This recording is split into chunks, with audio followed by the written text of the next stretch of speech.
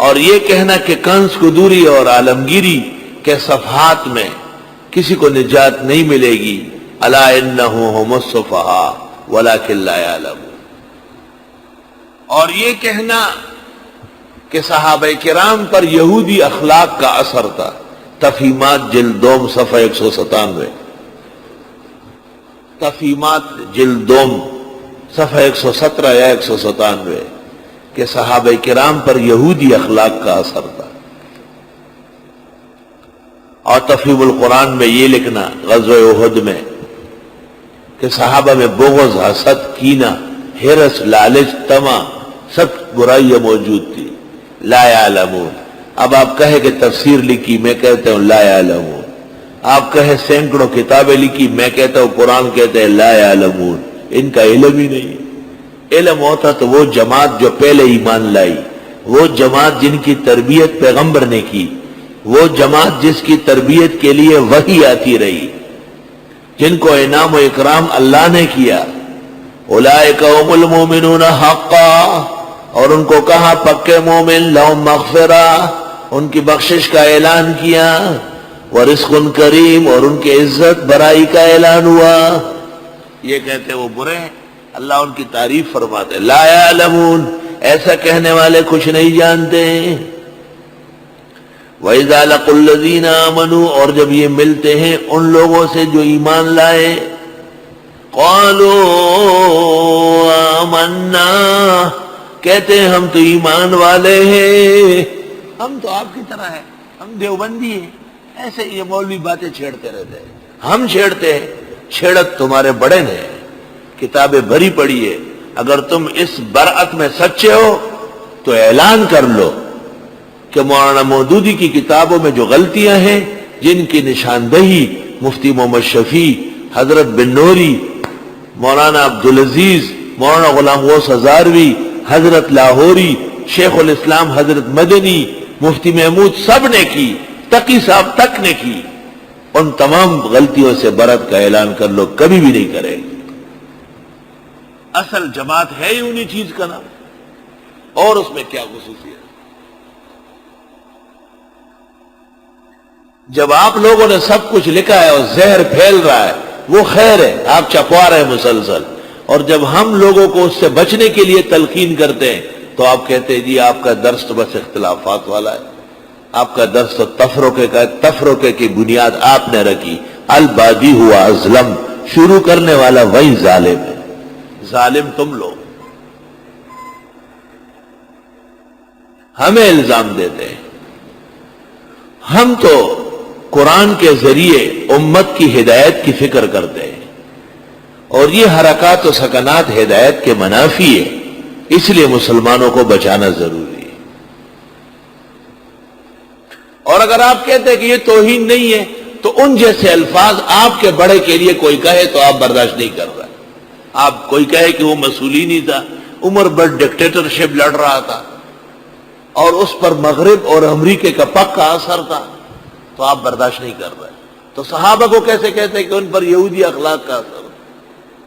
ایمان و اعمال کے بعد، رضی اللہ عنہ و رضوا عنہ کے نزول کے بعد بھی نبی کا اثر نہیں ہے، یہود کا اثر ہے جو مغضوب ہے۔ اور یہ سب باتیں جلی قلم سے تصنیفات میں موجود ہیں، جلی قلم سے۔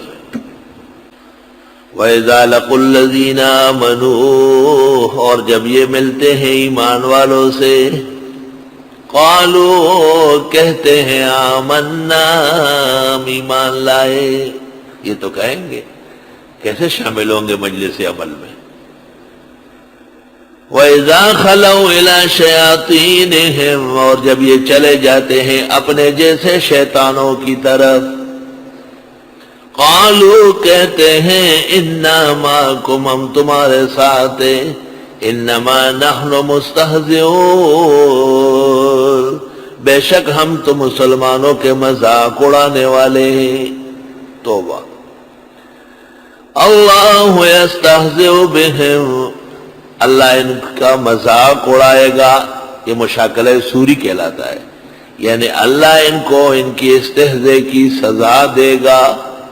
وَيَمُدُّهُمْ فِي طُغْيَانِهِمْ يَعْمَهُونَ، اور کھینچتا ہے ان کو سرکشی میں اور یہ سرگردان رہیں گے۔ اولئک الذین اشتروا الضلالۃ بالہدی، یہ وہ لوگ ہیں جنہوں نے خرید لی گمراہی ہدایت کے بدلے میں۔ فما ربحت تجارتہم، ناکام ہوگی ان کی تجارت، ان کی سیاست کبھی بھی کامیاب نہیں ہوگی۔ وما كانوا مہتدین، اور نہ یہ ہے ہدایت یافتہ۔ یہ منافق کی نشانیاں ہیں۔ وما هم بمؤمنین، یہ مومن نہیں ہے۔ اور وما یشعرون، ان میں شعور تک نہیں ہے۔ افی قلوبہم مرض، دل کے بیمار ہیں، ان کی بیماری بڑھ رہی ہے، یہ جھوٹ بول رہے 5، یہ مفسدون ہے 6، یہ سفہائے 7، یہ لا یعلمون ہے 8، یہ مستہزئون ہے 9، یہ یعمہون ہے 10۔ نمبر 10 بدماشان، نمبر 10 بدماشان، بدماشوں میں نمبر 10 سب سے خطرناک دفعہ ہے۔ 10 نشانیاں اور 2 مثالیں۔ یہ کرتے ایسے کیوں تھے؟ دنیا کے فوائد کے لیے، دنیا کمانے کے لیے۔ تو فرمایا جس نے ہدایت چھوڑ کر گمراہی لی اس کی تجارت کبھی کامیاب نہیں ہوگی۔ فما ربحت تجارت ہو، تجارت کی کامیابی اور ناکامی اور اس کے اصول اور قواعد۔ انبیاء علیہ السلام میں اکثر تجار تھے، صرف 2 یا 3 حضرت ہود علیہ السلام، نوح علیہ السلام اور لوط علیہ السلام ان کے متعلق کہتے ہیں کہ یہ کھیتی باڑی کرتے تھے، زراعت کرتے تھے۔ امام شافعی کے نزدیک زراعت افضل ہے، چرند پرند درند سب چیزیں سب کھا پی لیتے ہیں، آپ کو ثواب ملے گا۔ اور امام ابو حنیفہ کے نزدیک تجارت افضل ہے۔ امام محمد نے اس موضوع پر کتاب لکھی ہے، اس کا نام ہے الاقتصاد فی الرزق المستطاب۔ کتاب کا نام ہے الاقتصاد فی الرزق المستطاب، حلال روزی کمانے کا کیا طریقہ ہے۔